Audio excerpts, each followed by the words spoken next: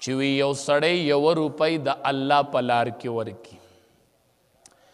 او په 1 روپۍ باندې غلام آزاد کی او 1 روپۍ فقیر ته ورکي 1 روپۍ د الله په لار کې خرچ کی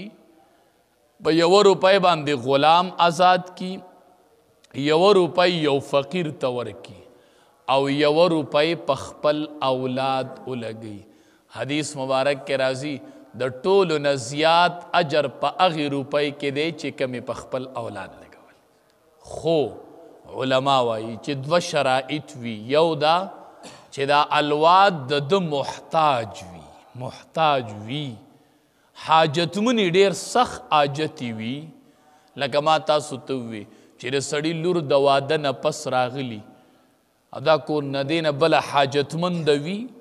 نو چې ته په دغه ټیم کې دی له روپۍ ورکې 1 روپۍ دی په دې ولګوله نو په دې کې زیات اجر دی د هغې روپۍ نه چې کومه تا فقیر له ورکړي یا دی د الله په لار کې ورکړي زیات اجر دی په دې کې چې الواد محتاج او ستا نیتم په دې نیت ورکې چې ماله پې الله اجر راکړي نیت تم دا وي او الواد د محتاج هم وي نو په دې ټیم کې په دغې روپۍ کې ډېر زیات اجر دی په دغې روپۍ کې بیا ډېر زیات اجر دی د عامو صدقو نه چې کله الواد محتاج او ستا پې نیت هم د ثواب مونږ ډېر کارونه کوو خو مونږ پې نیت د ثواب نه دی کړی ګورئ احادیثو مبارکو کې دام راځي چې سړی خپلې بیبي له څه څیز علي په بازار کې او دې پې دا نیتو کې چې ما باندې د دې بیبي نفقه الله فرض کړې ده دا په ما لازم ده زه د الله یو حکم ژوندی کوم نو حدیث مبارک کې راځي خپلې بیبي له به اشیا علي او الله به ورله پې اجر ورکوي اجر به دته په دې میلاویږي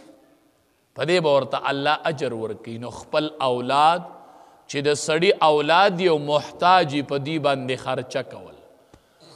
حدیث مبارک کے راضی رسول اللہ صلی اللہ علیہ وسلم یو نوسو کی یو نوسے خکول کو یا حسن رضی اللہ تعالی عنہ یا حسین رضی اللہ تعالی عنہ اغی خکول کو نو اقرع ابن حابس دا بنو تمیم قبیلی سردار غورتے دا اللہ حبیب زما دم رضامن دی ما خو چرتوڑو کے ندے خکول نبی کریم صلی اللہ علیہ وسلم ورتا وی تیز نظر وکو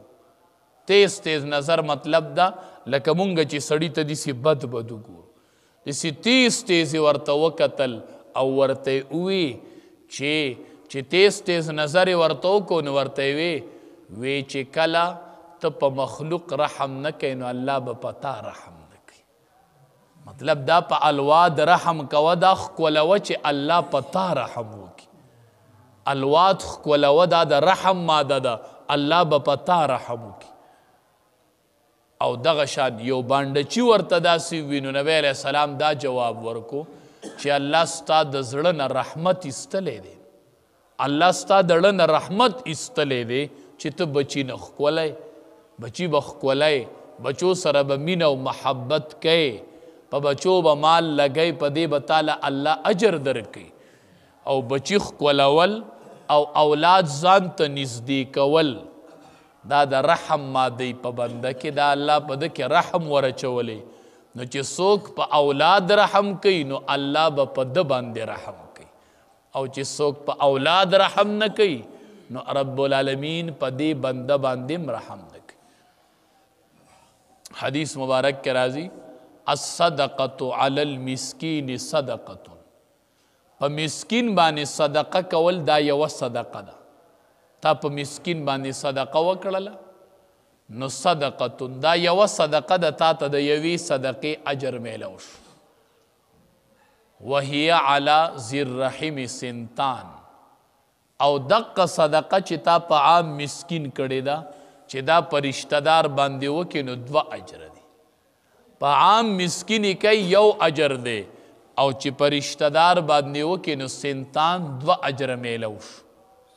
کم صدقه وصلة یو صدقه شوله او بل رشتہ داری دی اوپالله رشتہ داری دی اوپالله نه یوه د صدقه وکړله او بله د رشتہ داری اوپالله دوه اجره درته میلو شو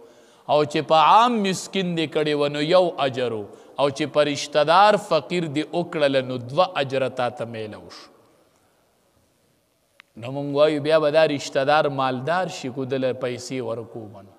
که ده باندې صدقه کوم نو خو دی به هم بیا مالدار شي نه کوشش به دا کوو چې